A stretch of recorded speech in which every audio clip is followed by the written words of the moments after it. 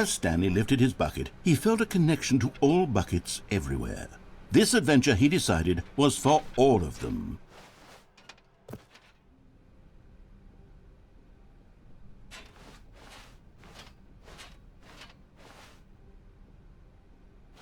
Stanley clutched the bucket tightly to his chest and entered. This was not the correct way to the meeting room, but Stanley had felt the bucket calling to him, telling him that the employee lounge was simply the place to be.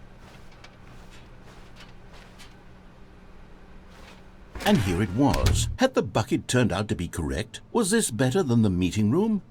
Yes, Stanley thought to himself. Yes, perhaps it truly was. How insightful the bucket turned out to be.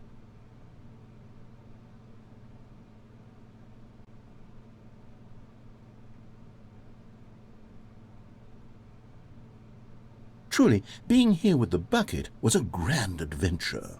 Stanley reflected on all they'd been through together. First, walking through the door on the right, then walking to the lounge, then arriving at the lounge. What a thrilling journey the bucket had inspired.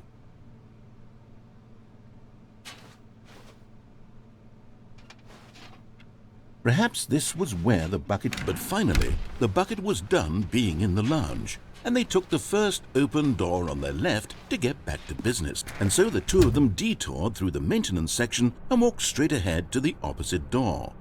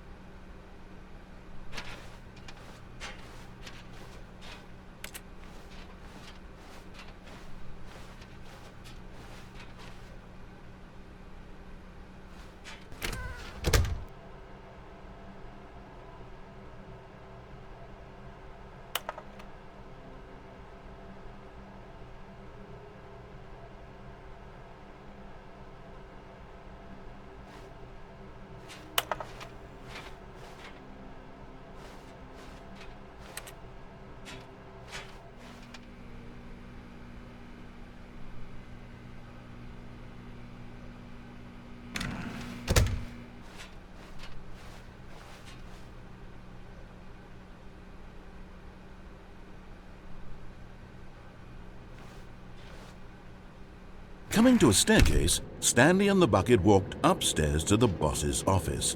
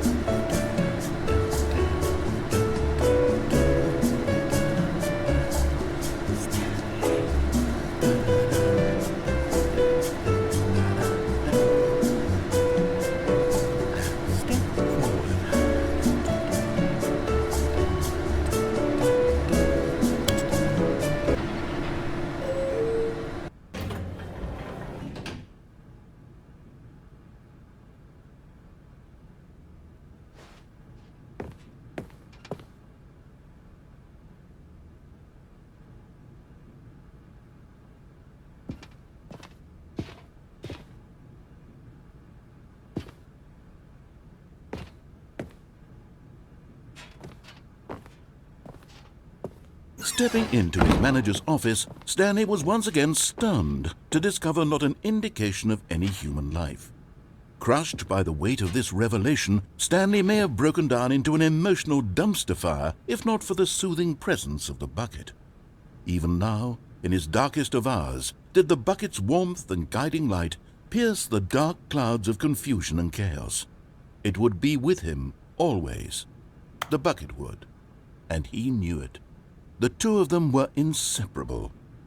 At this point, Stanley was so absorbed in the tender spiritual connection he shared with the bucket that he didn't notice the keypad behind the boss's desk.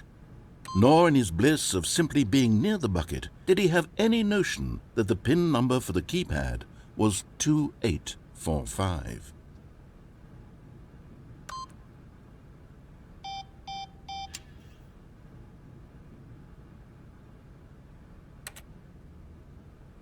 Stanley just sat around twiddling his thumbs.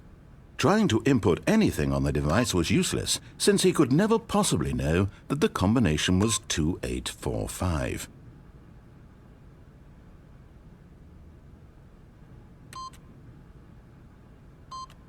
"2845.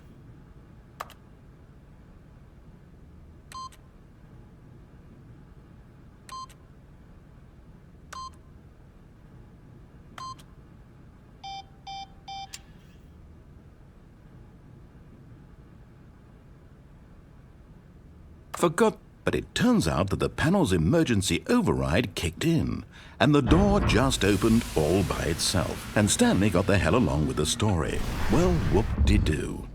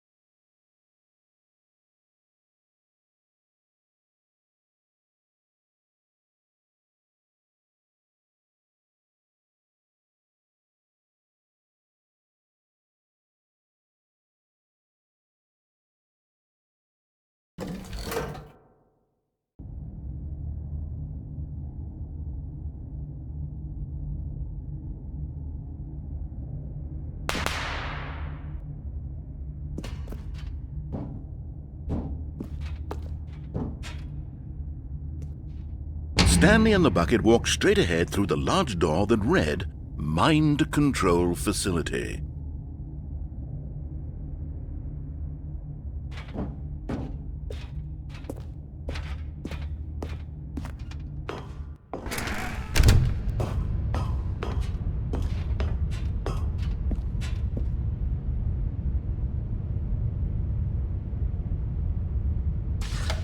The lights rose on an enormous room packed with television screens.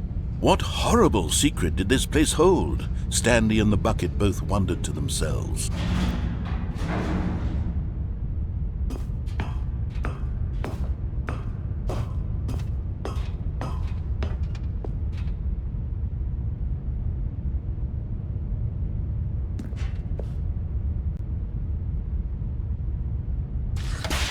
The monitors jumped to life, and Stanley nearly dropped the bucket in shock. Everyone in the office was being videotaped, monitored like guinea pigs. The bucket had never seen anything like this, and it very nearly burst into tears as Stanley cradled it gently, reassuring it that everything would be fine.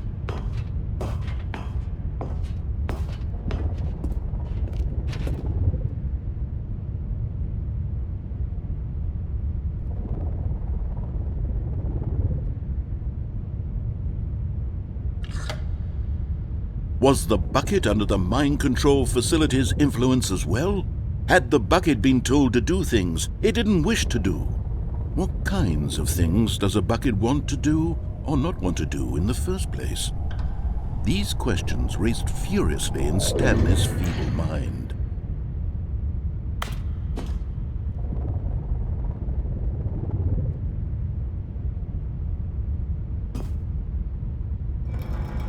No! He screamed into the bucket. He couldn't accept it. His own life in someone else's control. Never! He squeezed the bucket tighter. His one friend in the entire world.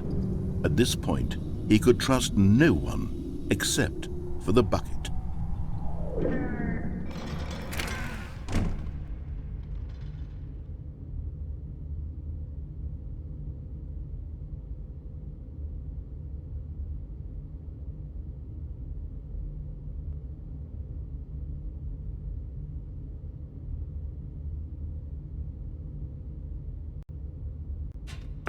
But here was the proof. The heart of the operation. Controls labeled with emotions, happy or sad or content. Walking, eating, working, all of it monitored and commanded from this very place. And as the cold reality of his past began to sink in, Stanley decided that this machinery would never again exert its terrible power over another human life. For he and the bucket would dismantle the controls for good. Two best friends, Stanley and the bucket, up against the world. They high-fived in a really cool way, and the bucket made a sassy comment about taking down the system. But at the last second, the bucket jumped in and pressed the button to turn on the controls. Stanley gasped in horror. Had this been the bucket's plan all along? To take over the machine and claim the power for itself? How could the bucket have betrayed him like this? Stanley was prepared to throw the bucket away in disgust when suddenly an image appeared upon the enormous screen. Birds. Silly, silly birds. The control buttons became active again.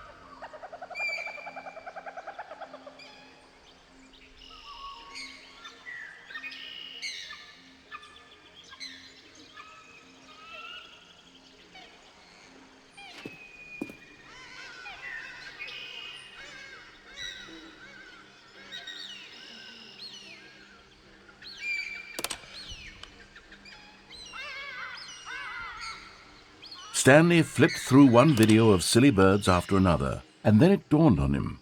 This wasn't a mind control facility at all. It was a facility for monitoring and surveilling silly birds all over the world. The mind controls were only a facade to disguise its true intentions. Had the bucket known this all along? Stanley marveled at the metal genius in his hands, the one who had pointed him towards this incredible discovery. Stanley and the bucket never found freedom because they spent the rest of their lives here in this place, flipping through live streams of the silliest birds imaginable. Of all the possible paths his life could have taken, this one was surely the best. And Stanley was happy.